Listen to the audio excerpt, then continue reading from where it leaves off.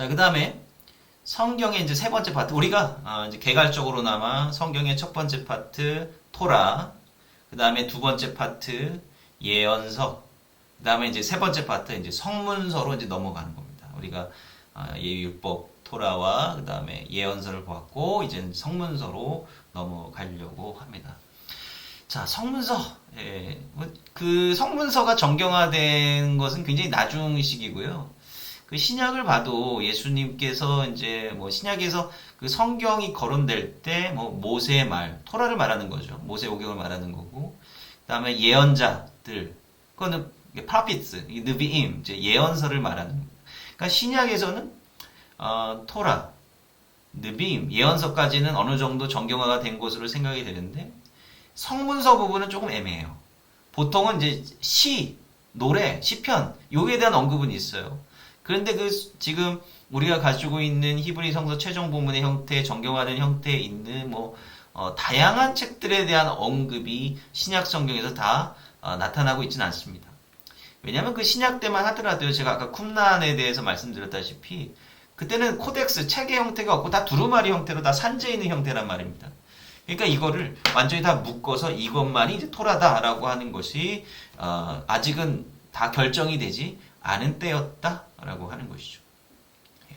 그런데 이제 성문서들을 보면 참 흥미롭습니다. 이게 성문서는 시기적으로 보면 가장 나중에 이제 정경화된 책들의 모음집이고요. 이제 포로기 상황과 이 포로기 이후에 하나님의 정의와 섭리에 대한 질문들이 사실 주를 이루고 있어요. 왜 하나님께서 우리를 망하게 하셨고 앞으로 하나님께서 우리에게 어떻게 역사하실 것인가. 그런데 참 흥미롭게도 다양한 장르들로 이런 것들이 표현되어 있다라고 하는 거죠. 시의 형식으로 되어 있고 뭐 역대기나 느헤미야, 에스라 같은 역사적인 그런 형식으로 되어 있기도 하고요. 다니엘서 우리 번역 성경으로는 다니엘서가 예언서에 포함되고 있지만 유대 전통에서는 다니엘을 예언자로 분류하지 않습니다. 묵시의 형태로, 묵시는 좀 더 이 종말론에 가까운 엔드타임에 가까운 그런 좀 책이라고 보시면 되겠죠. 그 다음에 노벨라, 이 노벨라 참 흥미로운데 이 노벨라는 어떻게 우리나라 말로 하면 소설인데 우리 성경에 무슨 소설이 들어가냐라고 좀 뭐 장르로서 얘기를 하는 겁니다. 굉장히 좀 드라마틱하고 어떻게 보면 굉장히 극적인 그런 형식의 문학이라고 보시면 되겠는데요. 룻기나 이제 에스라, 룻기하고 이제 에스더 뭐 이런 것들이 이제 포함이 되는 거죠. 물론 다니엘도 역시 이제 노벨라에 포함시키기도 합니다만은 아주 굉장히 흥미로운 극적인 이제 내용들로 이제 구성이 되어 있는, 아무튼 이 다양한 형식들의 장르들로 이런 표현들이 되어 있고요. 그 형식이나 내용이 상당히 자유롭습니다. 예를 들면 사실은 우리가 좀 신앙의 눈을 보고 이게 성경책이니까 그러려니 하지, 그런 거를 고려하지 않고 뭐 예를 들면 에스더서를 읽는다. 상당히 그 에스더서는 완전 책 자체가 완전 난장판 책이거든요. 정신도 없고 하나님도 안 나오고 하나님 앞에 기도하는 사람들도 없어요. 없고 나중에 막 갑자기 살육의 현장이 막 펼쳐지는 그런 엉망진창인 그런 책입니다. 참 흥미롭죠. 룻기 같은 경우 또 이 다윗의 조상에 대한 아주 은혜로운 이야기이긴 한데요.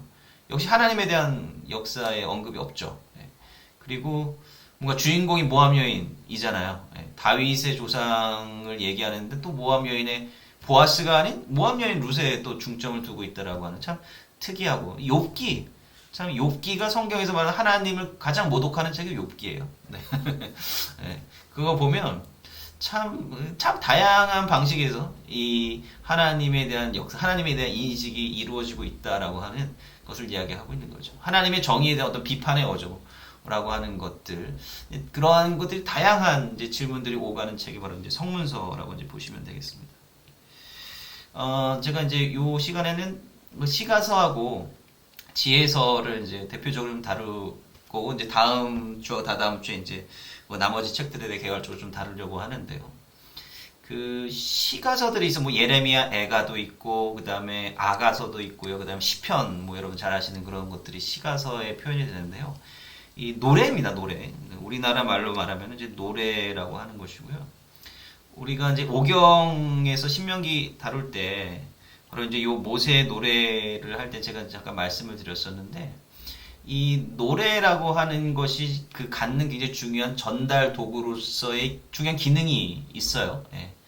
그러니까 고대의 교육 방식은 노래를 통해서 이루어졌다라고 해도 과언이 아닐 정도로 바로 이 노래는 무언가 중요한 교훈을 전달하는 중요한 도구였다라고 하는 거죠. 뭐 여러분들 어린 자녀 키워보신 분들 아시겠지만 애들은 노래로 배우면 금방 배웁니다. 예.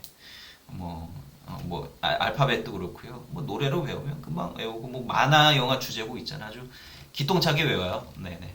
뭐 이제 공부하라면 한글 공부하라면 절대 공부 안 하는데 노래로 배우라고 하면 아주 기똥차게 배웁니다. 그만큼 뭐 운율과 그 리듬이 가지고 있는 힘이 있다라고 하는 것이고요.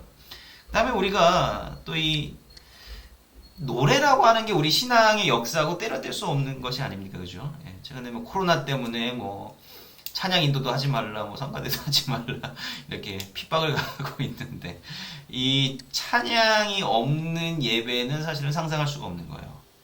이 노래는 정해져 있는 거잖아요, 그죠?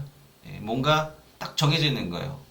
예, 그 정해져 있는 것을 함께 부르고 함께 표현한다라고 하는 것 자체가 그 예배와 제사에 있어서 굉장히 중요하다라고 하는 것이고, 요 역대하나 이런 거 보면 레위인들의 역할들이 굉장히 두드러진 것 중에 하나가 뭐냐면 레위인들은 성가대예요, 성가대.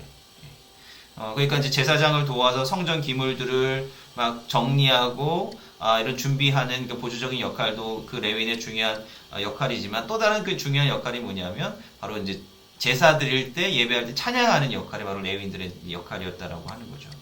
그리고 이제 역대기에 보면 굉장히 그 찬양으로 막 적들을 막 물리치는 막 이러한 장면들도 나옵니다. 좀 과장돼 보이긴 하지만 어쨌든 간에 이 찬양이라고 하는 것이 그 신앙적인 그 전통을 표출하는 굉장히 중요한 도구였다라고 하는 거죠.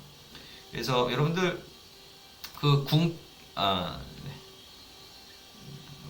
자, 그래서 여러분들 혹시 궁켈 기억하십니까? 특히 이제 시편 연구에 있어서 그 때려야 뗄 수 없는 사람이 바로 이제 궁켈이죠. 양식 비평의 이제 창시자라고 이제 볼 수 있는데 궁켈의 그 양식 비평이 딱 들어맞는 게 시편이에요. 예. 그러니까 그 궁켈의 그 양식 비평 방법론에 따라서 이 시편의 장르들을 잘 구별을 해낼 수가 있겠고, 그러면은 그 주제적이고 형식적인 그 구별법에 따라서 그럼 이 시들이 어디에서 불려졌는가라고 했을 때 궁켈은 바로 이것이 예배와 제사 때 불려졌던 노래들이다. 찬송과 같은 거죠. 그런 거라고 이제 이야기를 했던 것입니다. 그래서 궁켈은 그 시편의 어떤 구조와 요소들, 그 다음에 그 주제들에 따라서 찬양시, 개인 탄식시, 그 시편 보면 다윗이 제일 혼자 탄식을 많이 하죠. 예. 제일 하나님 앞에 그 탄식의 내용으로 노래를 부르던 사람이 다윗이고, 뭐 개인 감사시, 그러니까 공동체가 함께 그 이스라엘 백성들, 뭐 포로로 끌려갔던 이스라엘 백성들이 함께 또 탄식하는 그런 노래도 있고, 제왕시, 그러니까 이제 왕이 등극하는 모습, 그러니까 하나님께서 이 세계의 왕으로 등극하시는 모습, 이런 것들이 돼 있어. 사실 이제 이 시들을 잘 살펴보면요, 성경의 다른 부분하고 주제적으로 다르지가 않습니다. 이 하나님께서 뭐 특히 이제 예언서에서 주되게 나타난 주제인 심판과 회복이라고 하는 그런 주제가 어떤 개인적인 영역에서의 심판과 회복이든 공동체적인 영역에서의 심판과 회복이든 다 드러나 있고요. 이 우주적인 하나님께서 이 전 세계적으로 우리를 통치하시는 그 하나님께서 우리의 진정한 구주가 되신다라고 하는 것도 이제 제왕 시편이나 이런 데서 자주 잘 드러나고 있거든요.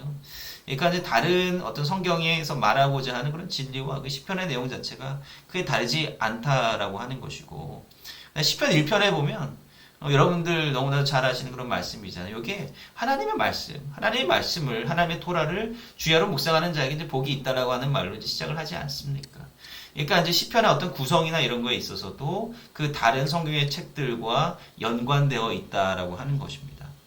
그래서 이제 시편이 총 150편으로 되어 있는데 상당히 이제 흥미로운 그 배열이 왜 이렇게 배열이 되어 있느냐. 사실은 어떻게 보면 좀 자세히 보면 그 배열이 좀 뒤죽박죽인 부분들이 있고, 이 시편의 배열에 관한 거는 굉장히 오늘날에도 학자들 사이에서 합의된 결론이 없는 아주 핫한 주제이기도 합니다. 어려운 주제이기도 하고요. 시편에 관심이 있으신 분들은 이거를 주제로 삼아서 논문을 쓰시면 굉장히 골치 아프고 아주 험난한 여정이 될 것이라 추천하진 않습니다. 아무튼 그래서 이러한 그 여전히 풀리지 않는 그런 부분들이 있는데, 그리고 이제 시편 같은 경우가 5권의 책으로 나눠져 있어요. 1권부터 5권까지 5권의 책이 있고 우리가 가지고 있는 그 번역 성경에도 그 표제어로 1권, 2권 이렇게 나눠져 있거든요. 그러니까 거기서 5권으로 나눠져 있는 거 하면 우리가 뭘 연상할 수 있겠습니까? 토라의 5가지 책을 우리가 연상할 수 있다라고 하는 거죠. 그러니까 시편의 구성과 배열, 정경화에 대한 모습 자체가 기존의 다른 율법서나 다른 성경의 책들을 염두에 두고 있다라고 하는 것을 우리가 이제 볼 수가 있겠습니다. 자, 근데 요거는 이제 시편뿐만 아니라 뭐든 이제 시가서, 여러분들 그 시가서라고 해서 뭐 이제 뭐죠? 그 시편, 뭐 예레미야, 애가, 뭐 아가서 요거 안에만 시가 있는 게 아니죠. 예. 우리가 신명기에도 봤듯이 모세의 노래에도 시가 있고요. 출애굽기에 보면은 이제 그 출애굽한 이후에 그 부르는 노래가 있지 않습니까? 그리고 또 사사기 5장에 보면 드보라가 부르는 그 노래가 있고 그 노래나 시라고 하는 것은 성경의 곳곳에 다 이렇게 포진되어 있고 우리가 어렵지 않게 이제 찾아볼 수 있거든요. 그리고 이제 다윗이 이제 수금을 잘 타는 그런 노래를 찬양을 많이 했던 그런 왕으로 잘 알려져 있지 않습니까? 그러니까 노래라고 하는 것 자체가 그 성경 안에서도 그렇고 그 당시 역사 속에서도 굉장히 빈번하게 잘 어떻게 보면 하나의 말씀 전달의 도구로 사용되었던 것이라는 볼 수가 있는데 우리가 이제 시가서를 이해할 때에 이제 이해해야 되는 중요한 이제 문학적 장치가 있어요. 네. 요거를 패럴리즘이라고 하는데 그 대꾸법이라고 합니다. 대꾸법은 상당히 좀 복잡한데요. 뭐 대표적인 것만 좀 제가 2가지만 말씀드릴게요. 시라고 하는 건 운율이 있고, 그 다음에 그 짤막한 걸 통해서 사람들한테 임팩트로 딱 메시지를 전해줘야 되거든요. 그 우리 힙합, 랩 같은 것도 그런 거 아닙니까? 거기 어떤 가군이라든지 라임이라든지 이런 것들 딱 맞추잖아요. 그 잘 맞아떨어지고 그 리듬에 녹아간 게 아주 잘 만들어진 뭐 랩이라고 하지 않습니까? 이 시는 마찬가지예요. 그 역사는 굉장히 오래된 역사를 가지고 있고요. 대표적으로 2가지 대꾸가 있습니다. 동의적 대꾸, 그다음에 반의적 대꾸. 그래서 동의적 대꾸는 뭐냐면 대꾸는 기본적으로 A하고 B하고 이렇게 나누는 거예요. 앞하고 뒤하고 이분해가지고 나누는 겁니다. 그럼 앞하고 뒤의 관계가 뭐냐라고 했을 때 동의적 대꾸는 앞에서 한 이야기하고 뒤에서 한 이야기가 표현 방식은 달라도 그 의미가 똑같을 때 이런 동의적 대꾸라고 하는 말을 쓰는 거죠. 시편 112편 1절에 보면 여호와를 경외하며 그의 뒤에 보면 그의 계명을 크게 즐거워하는 자. 이게 같은 얘기예요. 같은 의미입니다. 여호와를 경외하며 그의 계명을 크게 즐거워하는 자. 이 반복되는 표현이 동일한 표현이 이렇게 다른 방식으로 표현이 되고 있다라고 하는 거죠. 이러한 표현 방식을 통해서 무엇을 강조하고 있는가 이거를 알아낼 수가 있다라고 하는 것이죠. 그리고 이러한 대꾸적인 구조를 통해서 우리가 뭘 알 수 있냐면 흥미롭게도 성경에 보면 그 하팍스 레고메나라고 하는 단어들이 있어요. 그 하팍스 레고메나가 뭐냐면 성경에서 단 한 번 나오는 단어입니다. 예, 단 한 번 나오는 단어예요. 그 뜻을 어떻게 합니까? 그 뜻을 아는 여러 가지 방법이 있겠지만 한 가지 중요한 방법이 뭐냐면 대꾸 구조를 통해서 알아내는 겁니다. 이 대꾸 구조가 이 동의적 대꾸 같은 경우는 앞에서 나온 거랑 뒤에서 나온 거랑 굉장히 유사한 단어들이 쌍으로 나타나거든요. 그러다 보니까 앞에 나온 이 단어가 이 단어인데 뒤에 나온 단어는 하팍스 레고메나예요. 그러면은 앞에 나오는 단어를 유출을 해가지고 뒤에 나온 단어의 의미를 알 수가 있다. 이러한 식으로도 이제 대꾸가 굉장히 중요한 기능을 한다라고 하는 거죠. 그다음에 반의적 대꾸. 그래서 요거는 뭐냐면 앞하고 뒤하고 다른 겁니다. 그래서 보면 잠언서 10장 1절에 보면 이 잠언서도 이제 지혜서에 속하지만 대부분 다 시의 구조로 이루어져 있습니다. 그래서 지혜로운 아들은 아비를 기쁘게 하거니와 미련한 아들은 어미의 근심이니라. 그래서 지혜로운 아들은 이거 아버지만 좋네. 지혜로운 아들은 아버지, 미련한 아들은 어머니 이런 식으로 딱딱 빼요. 좀 미련한 아들은 다 엄마의 몫이랍니다. 그래서 이렇게 대꾸예요. 이게 이제 어떤 문학적인 효과를 주고 기억하기 이제 쉽게 하는 거죠. 이러한 문학적인 장치를 좀 이해를 하면 좋죠.